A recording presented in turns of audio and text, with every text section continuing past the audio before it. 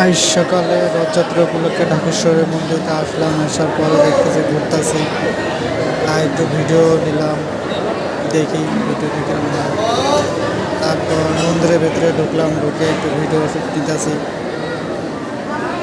ভালোই লাগতেছে। এখানে রথযাত্রার আয়োজন করছে, কিন্তু এখানে স্বামীবাগ থেকে মন্দির থেকে এখানে রথযাত্রার রথ নিয়ে আসবে, তার জন্য অনেক প্রস্তুতি চলছে এখানে।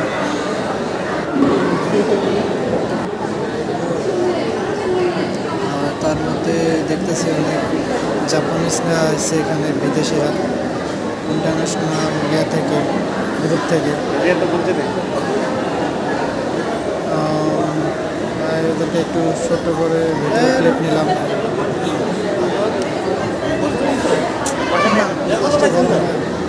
কেমন নাম লাগাইছে?